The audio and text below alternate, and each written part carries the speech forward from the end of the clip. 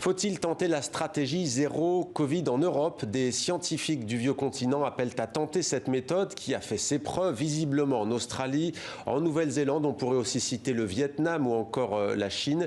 Mais est-ce vraiment possible, transposable en Europe? Cette approche est-elle donc possible? Avec nous pour en parler, Renaud Piarou, bonsoir. Bonsoir. Soyez le bienvenu sur TV5. Vous êtes pédiatre, biologiste et spécialiste des épidémies. Et votre livre a pour titre La Vague. C'est aux éditions CNRS. Didier Pittet, merci d'être avec nous. Bonsoir. Vous êtes médecin infectiologue, épidémiologiste. Vaincre les épidémies, c'est votre livre. C'est aux éditions Hugo Doc. Avant de vous donner la parole à tous les deux, donc on va essayer de poser les choses pour que le comprenne du mieux possible. Notre partenaire France 2 a posé la question: peut-on transposer, oui ou non, à l'Europe cette stratégie dite zéro Covid? Reportage de Jules Longchamp. Cette stratégie baptisée zéro Covid fait la chasse au moindre cas positif. Pas question d'attendre que l'épidémie se développe ou des hospitalisations.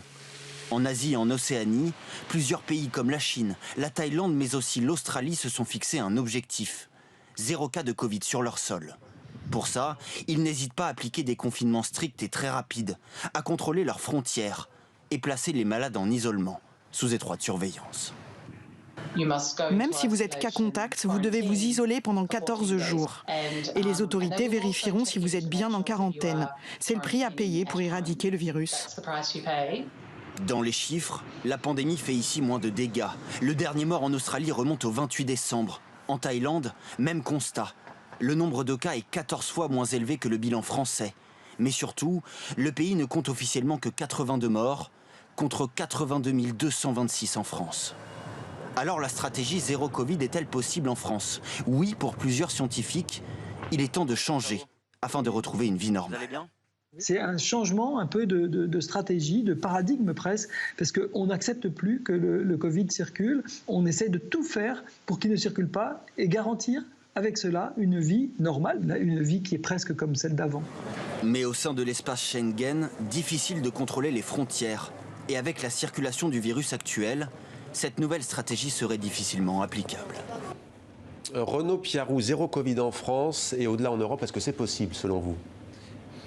Pour l'instant non, mais par contre on parle de stratégie, moi je vois ça comme un objectif.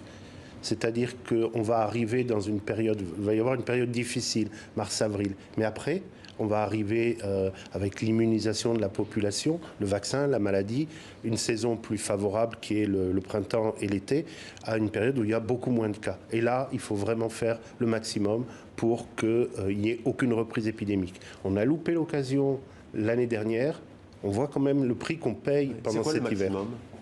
C'est mettre énormément d'équipes sur le terrain, ça manque. C'est trouver des systèmes de dépistage. Je pense aux histoires des égouts. Ça peut aussi être chercher le virus dans les égouts pour trouver les endroits où il circule encore. Mais chaque fois qu'il y a un cas, vraiment faire ce qu'il faut, interroger les gens et les aider au maximum à s'isoler, eux et leurs contacts. Est-ce qu'on peut faire de l'Europe une île, Didier Pittet? Alors non, on ne peut pas faire de l'Europe une île, on a bien vu, n'est-ce pas, là, il y a eu une première vague qui a épargné certains pays, par exemple à l'Europe de l'Est, qui est arrivée beaucoup plus tard en Europe du Nord, et certains pays ont agi différemment, on a vu la différence, donc c'est très compliqué.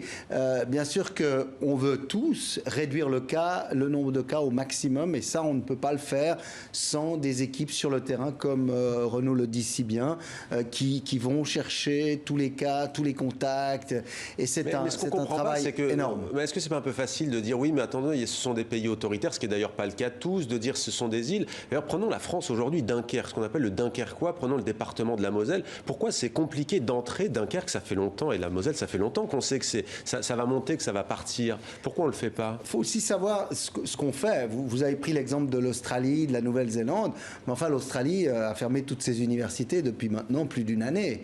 L'Australie, Melbourne a reconfiné alors qu'il y avait 3 cas dans la ville, etc.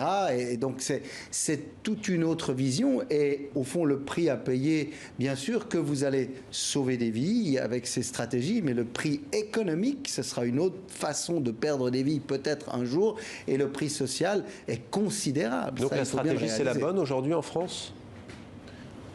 Non, moi je pense qu'on aurait vraiment pu faire mieux au moment où ça redémarrait pour que ça monte moins haut. Et y compris actuellement, d'autres pays européens ont eu une vague, comme en Suisse, et ça s'est descendu beaucoup plus bas déjà maintenant. Donc on ne fait, à mon avis, pas assez en France pour faire baisser.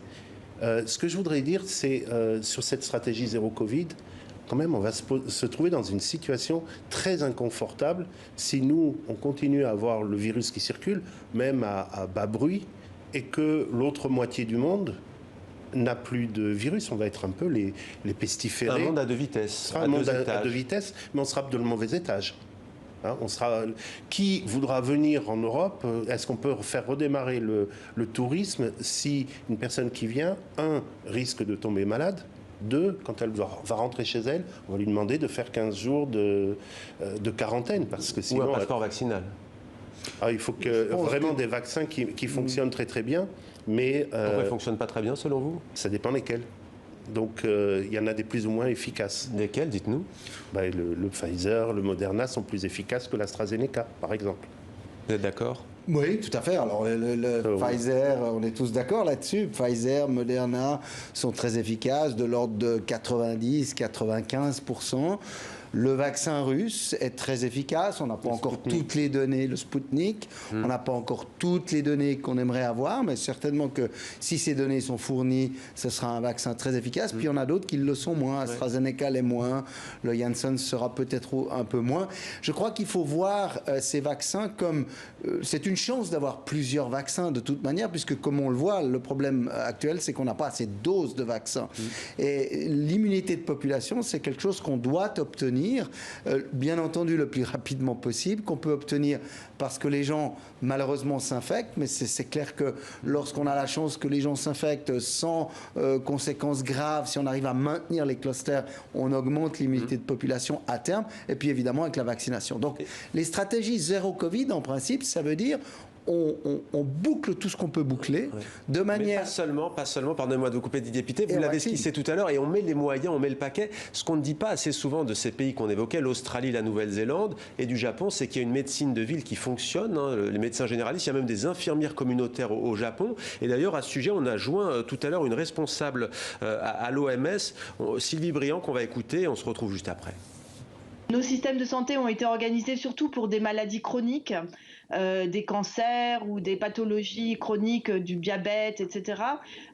Donc, il faudrait revoir un petit peu comment adapter ces systèmes de santé à des maladies infectieuses aiguës et surtout à des situations épidémiques ou pandémiques qui sont quand même très différentes de situations de routine, de médecine normale. Renaud Piarou, donc, si on résume, en Europe, il y a des pays riches, mais inadaptés. Parce que là, ce qu'elle dit, c'est que ce n'est pas des systèmes qui ont été mis en place pour la pandémie. Ça existait déjà avant. Hein. Oui, mais paradoxalement, les pays d'Afrique ou Haïti, en particulier avec l'expérience d'Ebola, l'expérience du choléra, sont beaucoup plus habitués à envoyer des équipes sur le terrain et à maîtriser ce genre de situation.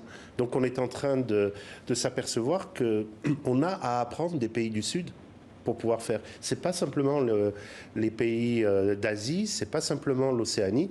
Les pays du Sud ont déjà un peu plus l'expérience, et c'est exactement ce qu'il faut, des gens sur le terrain. Et à ce moment-là, on centre les activités autour des malades, et on n'embête pas tout le monde. On n'embête pas tout le monde avec des restrictions de liberté qui ne peuvent s'appliquer que parce qu'on ne sait pas aller tracer les cas, on ne sait pas aller isoler les personnes autour des malades. Alors, je vous ai cité le choléra parce que vous êtes un des plus éminents, un des plus grands spécialistes de cette maladie épidémique et infectieuse.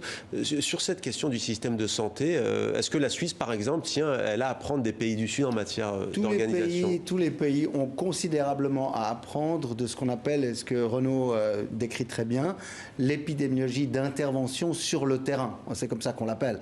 C'est-à-dire qu'il faut vraiment aller encadrer ces malades nouvellement diagnostiqués positifs de manière à protéger leur famille, leurs contacts. Et évidemment, ça demande une certaine discipline, ça demande des moyens.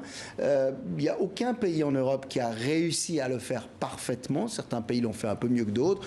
La Suisse a fait très bien au moment de la première vague, beaucoup moins bien au moment de la deuxième vague, parce que simplement, les les différents cantons en Suisse, comme d'ailleurs les différents Länders en Allemagne, n'étaient pas d'accord sur les mesures à prendre. C'est-à-dire que certains voulaient en faire plus que d'autres.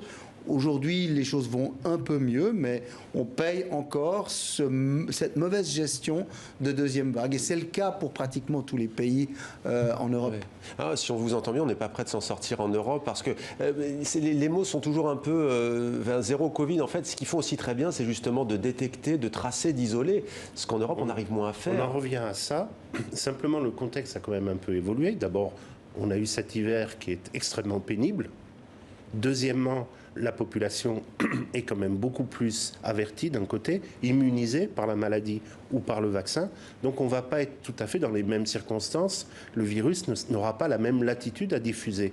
Donc si on rajoute, si on s'y met maintenant, on forme les équipes, et petit à petit on agit, en France, mais sur l'ensemble de l'Europe, oui, on peut y arriver. Sinon, on va être les pestiférés. Donc c'est parti pour jusqu'à 2022 alors si... Écoutez, on va avoir, Renaud l'a très bien dit, on va avoir 2 mois encore un peu compliqués parce qu'on est encore en hiver, ensuite voilà, il y a des virus respiratoires, c'en est un, il faut que tout le monde applique les consignes, et ensuite le redoux va certainement nous aider un peu, et puis on ne pourra pas relâcher tout pendant les vacances comme on l'a fait l'été dernier. Je crois qu'il faut le dire, l'été dernier, il y a eu un relâchement généralisé. Et puis, on a vu petit à petit les courbes reprendre et le virus est devenu hyper endémique, c'est-à-dire qu'il a été distribué partout, alors qu'au début, c'était seulement des foyers épidémiques qui sont beaucoup plus faciles à contenir.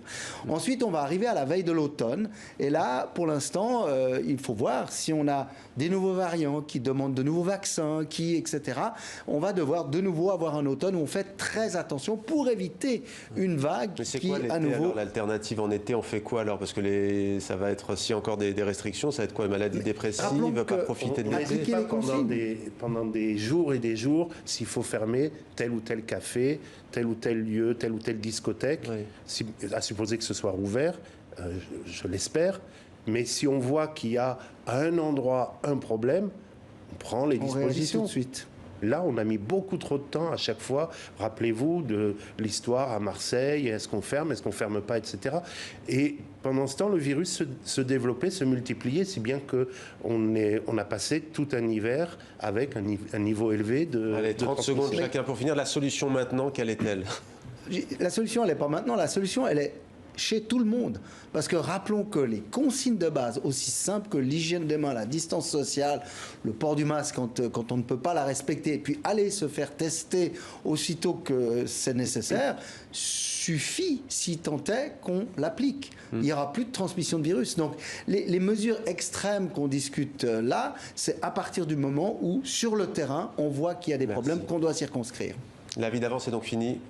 Ce n'est pas tout à fait fini. La solution aussi passe par du monde sur le terrain, des équipes qui vont justement aider ces personnes à prendre les bonnes décisions dans leur milieu et aller autour du malade, autour des cas contacts, plus que des mesures générales qui sont obligatoires maintenant, mais dont on aimerait bien pouvoir se débarrasser. Eh bien, si les décideurs politiques vous entendent, on s'en réjouira. Merci beaucoup à Didier Pittet et merci à vous, Renaud, Pierre Roux, d'être venu sur notre plateau, sur TV5 Monde.